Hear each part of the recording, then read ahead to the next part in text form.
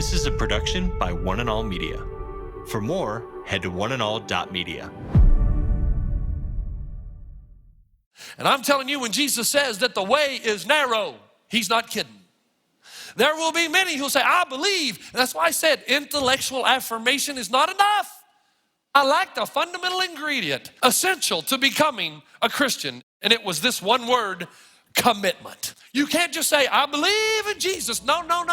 It's commitment. It's to give everything over to him, and I mean everything. Today with Jeff Vines, pastor, apologist, and Bible teacher.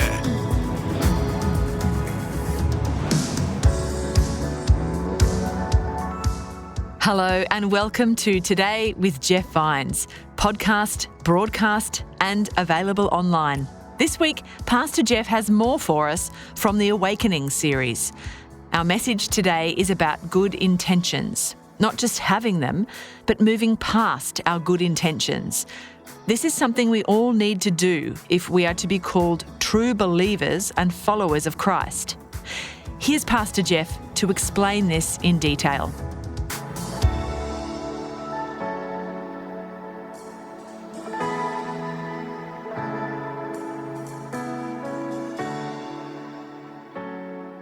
Matthew chapter 7 and Philippians 3.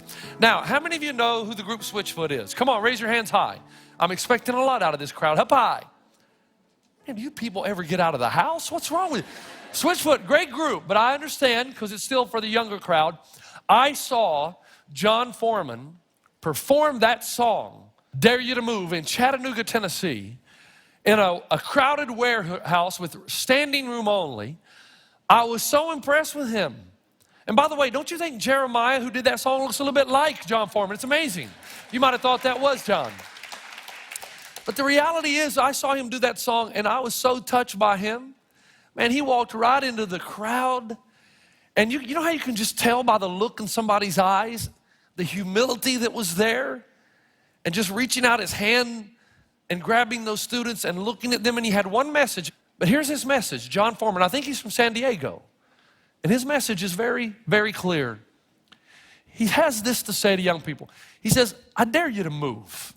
Get up off the floor and don't go where every other teenager has gone before you and do what everybody else has done and live like everybody else has lived.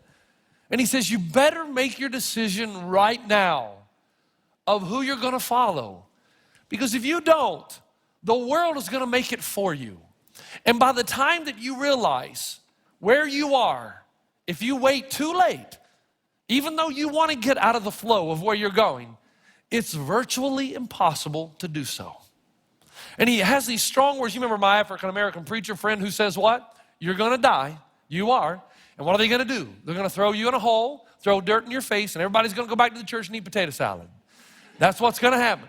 So decide now what it is that you're going to do. Now, that's what we've been trying to do in this series. We've said, wake up. We're out of the trees now. We're 40,000 foot level. We're looking down, and we're trying to say, look, you've been in church for a long time. Sooner or later, you got to get it. Sooner or later, you got to take the big plunge. You got to wake up, man, before you get so stuck you can't. And so in that vein, I want to go to the third picture that we see in the big picture. And I want to contrast and compare two passages. The first one scares the living daylights out of me, honestly. And the second one is just a great picture of what God calls us to be. So here's the first one in Matthew 7:21. Jesus says, now you talk about troubling, not everyone who says to me, Lord, Lord, will enter the kingdom of heaven, but only he who does the will of my Father who is in heaven. Many will say to me on that day, Lord, Lord, did we not prophesy in your name, and in your name drive out demons and perform many miracles? Then I will tell them plainly, I never knew you. Away from me, you evildoers. Now, come on, doesn't that scare you just a little? That somebody would be right there and they think, man, I'm in. Hey, I'm with you. I'm on your team. And then to hear Jesus, who holds the keys to all of eternity, look to you and say, what are you talking about, man? There was never really a time in your life where you committed, really. You were half-hearted all your life. You know, you gave some of yourself to me, but not all. You never intended to. And the reality is, Jeff Vines, I never really knew you. And then it's the next part. Depart go away from me. Now, I find that incredibly scary. As a matter of fact, I grew up in the South. And do any of you remember going to tent revivals? Come on, show your age. Anybody go to a tent revival? Were those wacky or what? You had some guy stand up and yell at you for like an hour and a half. And then they would come to the end, invitation time, 25 verses of Just As I Am. And people would come down just as they are, and they would leave just as they were, right? And I remember all my friends growing up. I mean, all of them, my basketball buddies, my baseball buddies, moved by the emotion. And they'd run up. And it was a matter of weeks until they were right back to where they were before they got there. And you know why? Because there was a difference. And I believe they had every intention. I know I did, of being what Jesus wanted me to be, doing what Jesus wanted me to do, live as Jesus wanted me to live. But I lacked a fundamental ingredient, essential to becoming a Christian. And it was this one word, commitment. Now I want you all to say it with me at the count of 3. 1, 2, 3, commitment. One more time, don't be shy. 1, 2, 3, commitment. Now what is commitment? Now I'm glad you asked that, because here's the deal. I have told this story about 3 times since I've been here, and every time I tell it, I get an email, somebody telling me, hey, I don't think you got the details quite right. Now that ticks me off every time. So I spent hours this week, find out the real story. His name is Charles Blondin. And from 1957 to 1960, not just once, but during the entire summer, from the month of around late May till late August, Charles Blondin walked a tightrope from the Canadian side to the American side of Niagara Falls. Every day, all summer long. And people would gather and shout his name. Blondin, Blondin. There's a statue of this guy in Canada now. There is. Blondin, Blondin. What's your name? I know your name. Tell us, Sal. What? Sal. Let's give him a thrill. Everybody on 1, 2, 3. 1, 2, 3. Sal, Sal, Sal. Don't you feel better? Don't you feel good? Woo. That's Charles Blondin. People gathered, 25,000 people. Blondin, Blondin. Until the last day of the 3rd year in 1960, he comes across from the Canadian side and he stops. And he looks at 25,000 people and he says this, do you believe in me? Yes, we believe. My name is Charles Blondin. Do you believe in me? Yes, we believe. 3rd time. My name is Charles Blondin. Do you believe? Yes, we believe. And then he said, then, and I quote, who among you will go with me? And it wasn't in a wheelbarrow. I said that about a month ago, but it wasn't. This guy on the email was right. He did push a wheelbarrow around. That was part of his act. But he wanted somebody to go across on his shoulders. And the whole crowd, 25,000 people, said nothing. And then one guy said, I'll go. And you know who it was? His business manager. He saw a good thing slipping away. And he got on his shoulders. There's a statue of Charles Blondin with his business manager on his shoulders going across a tightrope, Niagara Falls. And my point is simple. There were 25,000 people who claimed to believe, but only one actually did. And I'm telling you, when Jesus says that the way is narrow, he's not kidding. There will be many who say, I believe. And that's why I said intellectual affirmation is not enough. You can't just say, I believe in Jesus. No. It's commitment. It's to give everything over to him, and I mean everything. There's a book written by Charles Sheldon called In His Steps. Very simple, very direct. 40 million copies. 40 million people wanted to hear this and read this book. One simple premise, and it's this. Doing what Jesus would do if he were in your shoes. Folks, do you see what a Christian real? There's no such thing as half-hearted. There's no such thing as I'll keep some, I'll give you the others. No. You give it all or don't give it all. Everything goes to him. Which means you have no ambitions after you come to Christ other than what Christ gives you. You got new goals, new ambitions, new desires.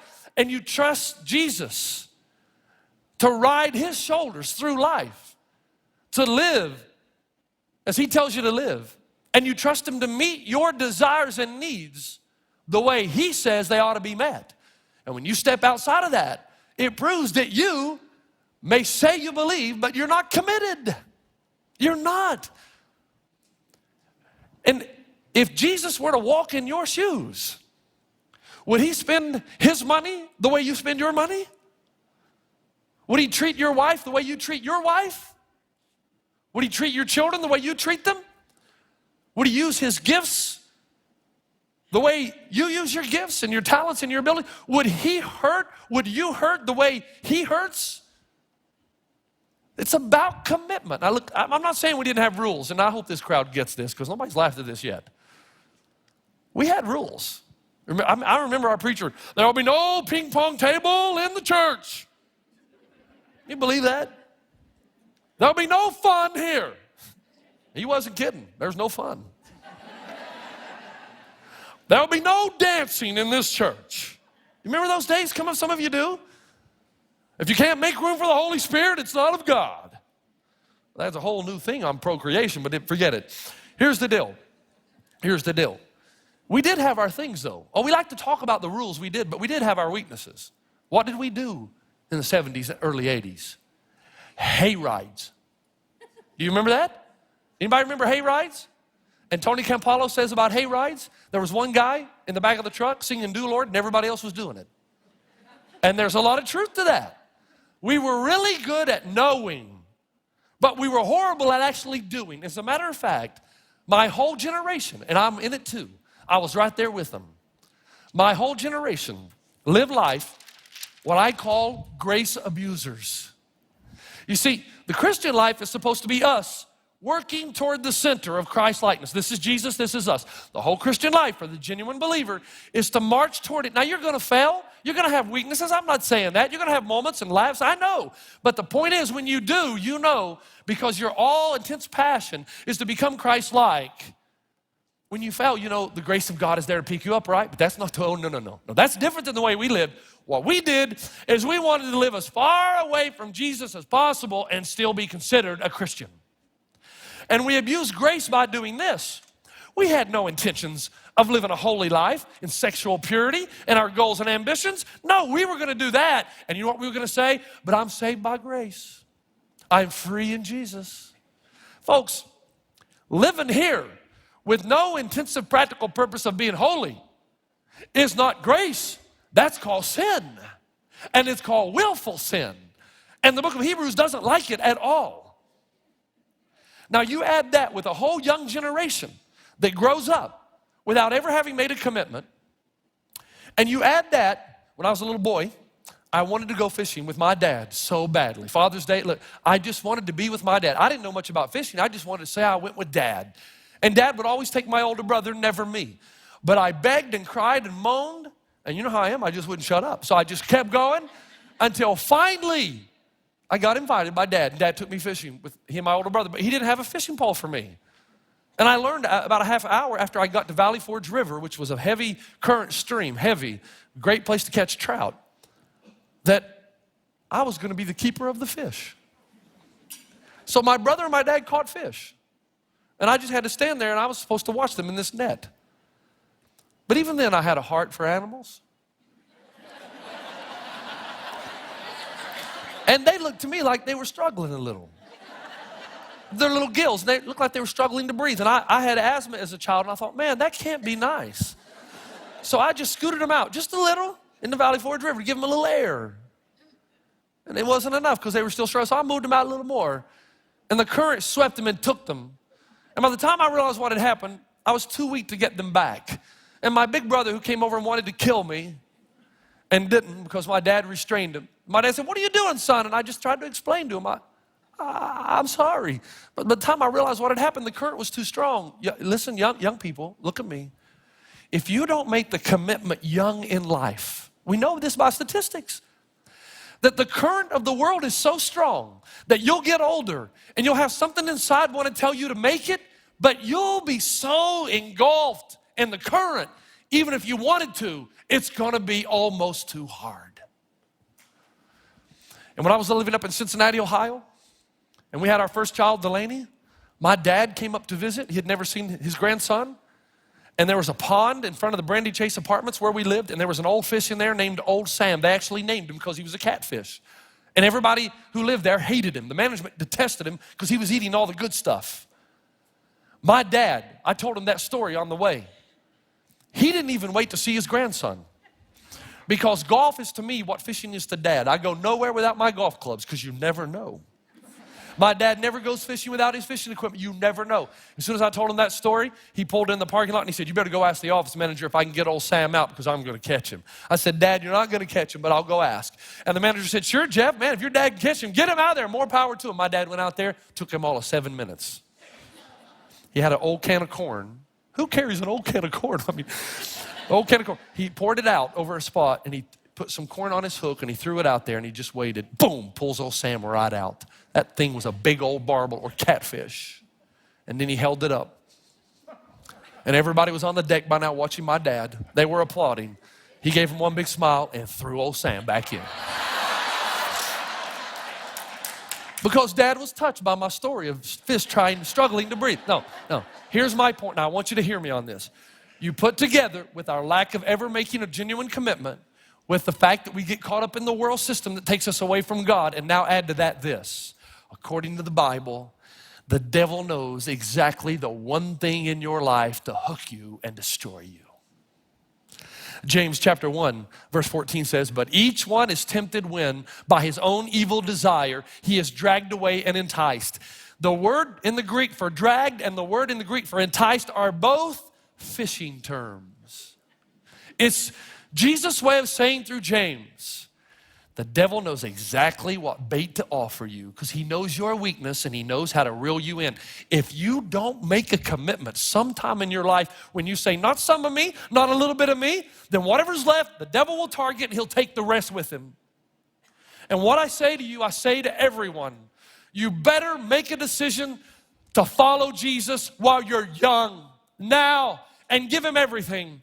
If you don't, the current is going to be so heavy, it's going to be so fierce that even if your heart decides it wants to come out, it's going to struggle to ever come out and be what God wants you to be, to do what he wants you to do and live as he wants you to live. Now there's an alternative to this, and that's the contrast of the other passage which Paul gives us in Philippians 3 verse 10. Here's what he says.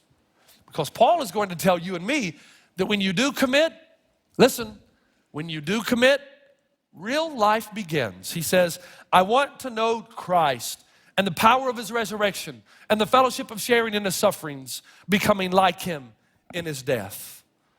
Now look up, I got to go through this fast. Say it with me. I'll say it once, then you say it together. Commitment leads to power, which leads to joy. Now all together. Commitment leads to power, which leads to joy. Because here's what's going to happen. Once you do make the commitment and you say to yourself, I am going to do what Jesus wants me to do and I'm going to do it all the time. I'm going to be what he wants me to be and I'm going to be it all the time. And I'm going to live like he wants me to live and I'm going to live it all the time. The first thing you're going to notice is this. You can't. It's impossible. You remember Bernard King, the great NBAer? Yeah. What? Come on, man, he's from Tennessee. When he was in Tennessee, it was called the Ernie and the Bernie Show. It was one of our few times, man, we could claim to fame as Tennessee Volunteers. And Bernard King, remember, he scored 65 points on one Thanksgiving day. It was great when he played either for the Kings or the Nets. I can't remember. Anyway, it doesn't matter. He was a great player. My high school basketball coach took us to watch him play when he came back to the University of Tennessee. I stood there beside my coach, and I watched Bernard King really make everybody else look silly, kind of like Kobe does when he's on. I didn't say I liked him. I just said kind of like Kobe does when he's on. He was dunking on everybody, shooting fadeaway jumpers, hitting the three before there was the three. It was amazing. After he does this, my high school basketball coach had the nerve to come over and put his arm around me and say, did you see that, Jeff? I said, I sure did. He said, that's what I want you to do. Now, there were two problems. One, a lack of talent, okay, which is a pretty big deal. Second, a lack of will. I'm not sure that I was willing to do what it would take to get to that kind of level, even if I did have the ability. Now, please, I've been trying to say this all year to you, and I hope it's going to sink in now.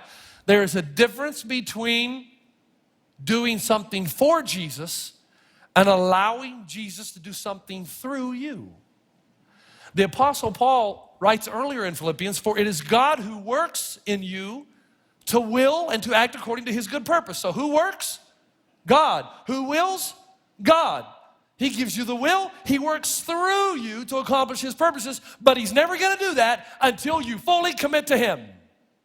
And the reason so many of us don't know what it's like to have God work and will through us because we've never truly committed and given everything to him. He knows it. So here's what he says. Okay, until you give everything to me, I'm not working, I'm not willing through you. But I want my own ambitions, and I want to do my own things, and I want to carry you along with me, Jesus. Jesus says, no, it doesn't work like that. Good luck with that. You go try that. And when you're tired and you're empty of yourself and all the things you're pursuing, you come back to me, commit yourself totally and wholly to me, and then you'll know what it's like to have power, and that power will ultimately lead to joy. How will it lead to joy? Well, you knew I wasn't going through a whole series talking about Tony Campolo without talking about Charlie Stoltzfus. You remember Charlie Stoltzfus? Campolo says he was invited by a Pentecostal church to go and preach when he was a sociology professor at Eastern College. And he goes over, he said, the thing about Pentecostals, man, they pray for hours. I said that a few weeks ago. So 8 big burly elders, Pentecostal elders, got me in this back room, started praying for me before I'd go out and preach. And man, they all put their hands on my bald head. And that was okay. And they prayed for hours, which was okay too, except the more they prayed, the tighter they got, the more they leaned. And you got 8 big Pentecostal preachers leaning on my head. And what really ticked me off, he says, this one guy wasn't even praying for me. He was praying for some dude named Charlie Stoltzfus. He said, God, you know Charlie Stoltzfus. He lives down the road 1 mile in a gray trailer. Campolo says, I'm thinking, what do you think? God needs the address? I think God knows where he lives. But he kept praying, God, I pray for Charlie Stoltzfus. He left his wife and 3 kids today. I pray that you would do something. I pray that you would orchestrate events to bring them back together. And Campolo says, he just kept praying for this guy Stoltzfus. And I just want to say, knock it off, fella. Pray for me. I'm about to preach. So he goes out and he preaches. It's over. He gets on the Pennsylvania Turnpike to go home. There's a hitchhiker. He pulls over. Campolo says, I know I'm not supposed to do this, but I'm a preacher. And anytime you can get a person confined to a restricted area. So I picked him up. We're going down the road. He looked over and he said, hey, fellow, what's your name? The guy said, my name's Charlie Stoltzfus. Campolo says, you have got to be kidding. He looked at the guy after a bit of a pause. He turned off the next exit. Stoltzfus says, where you going? He says, I'm taking you home. He says, what do you mean? He says, you just left your 3 children and your wife, didn't you? He said, the guy plastered himself on the passenger side. Just fear in his eyes. And what really shook him up is when he took him right to his home. Pulled in the driveway. The guy's eyes are just bugging out. He runs to the front door. His wife's glad to see him. His kids are there. Tony Campolo says, I walked in there, and they said, how did you know? And Campolo says, God told me. God did tell him. God did tell him. And he says, I went in, I made them sit down and listen. I was like E.F. Hutton. Now, most of you won't get that. Some of you will. I was like, yep, they listened to every word I said. And Tony Campolo said, that guy now is a preacher out in Southern California. I looked it up. Charlie Stoltzfus is a preacher in Southern California. Now, here's the thing.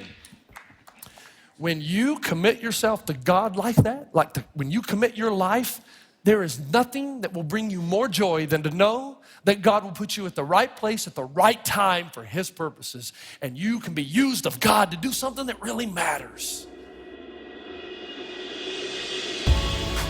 You've been listening to Today with Jeff Vines. Thanks for joining us. Next time, we'll bring you the rest of this message from Pastor Jeff.